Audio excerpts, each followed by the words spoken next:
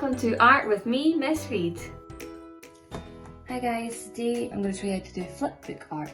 So what you'll need is some card because it's a bit stronger than paper and it's better to flip with.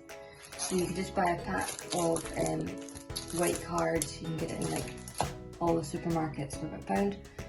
But I also, if you're in Sainsbury's or maybe somewhere else that does it, I found these correspondence cards, and that's perfect because it's you wouldn't have to cut the cards yourself, and it would make sure that it's all the same size. So if you can get your hand on like correspondence cards or something like that, would work perfect. So I just took the front and back of this, and then just going to pull apart all the pages.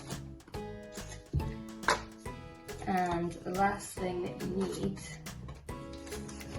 is something to hold it together at the side. Obviously, if you don't have anything, you can just hold it with your left hand and flip like that. If you have one of these, it's really good. Okay, so you're in like one of the hubs right now, the schools will probably have these in. Again, I just bought a pack, really cheap. So that just makes sure it doesn't move anywhere. And then you want to make sure your paper's lined up again really neatly, so that your finger sort of touches every page as it flips. You can also just keep it in that book and it'll be perfect for flipping, but it's a bit easier to take it apart for the drawing stage because you want to only make really small changes to each page. I'm going to start just with a circle and show you how it can move. This is my first page of the book. I'm going to show you just a really simple shape, and then when you get the hang of it you can make it like a lot more difficult. So if I put this piece of my second page down really close to it, I can see whereabouts it's lined up on the page.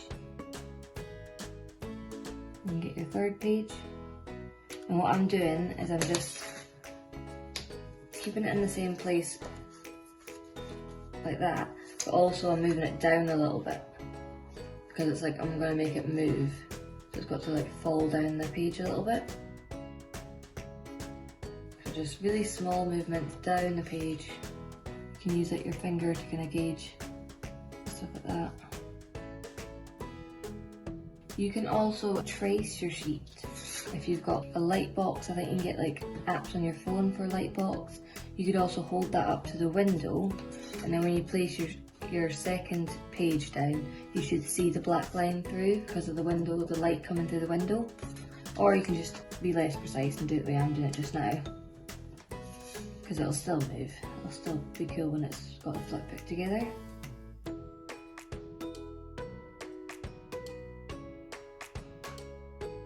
So the ball's nearly got to the ground, and then I'm going to flatten it a little bit.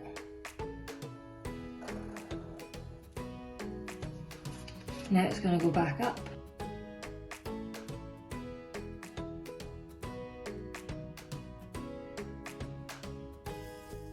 I'm going to have it fall again.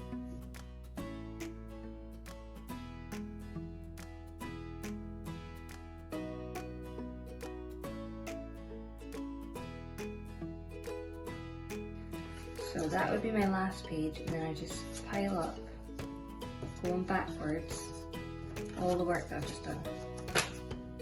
So that the very first picture you've drawn will be at the top.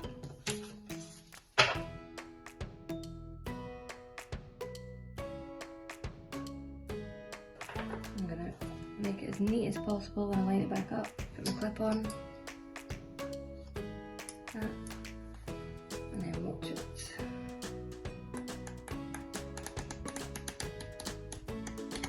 The faster you go, the more it'll look like it's moving.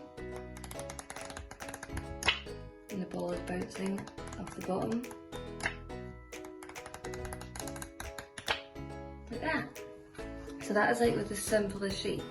And the main thing you have to remember is that you've got to try and draw the same thing, but only move it slightly if you want it to move.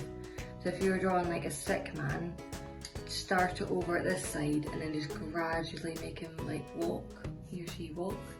But you can do like more complicated drawings it'll just take you a lot longer to get the finished effect because you've got to keep drawing that exact same thing over and over again. I'm going to show you some of the other ones. Also, I forgot to say that, so if you're doing something like that for practice, you don't want to have wasted that book by just doing that. So what you can do is just flip over, and then you've got brand like fresh new pages. So that means you can get 2 books out of this correspondence cards paper. So you could do like a practice one, and then a bit more complicated on that side and have a flip book that way. If you want to keep your book together and not take it apart, a ruler can be really handy. So what you do, I'll show you with letters. I wrote my first letter and then I use a ruler to see how far away it is from the edge. So it is 4.5 centimetres away.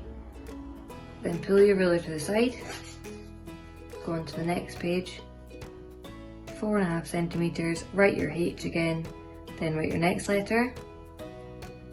Then pull your ruler in to start at where your next letter is. It's about 3.5. So 4.5 is where my H was. 3.5 is where my E started. And just continue adding one letter on at a time.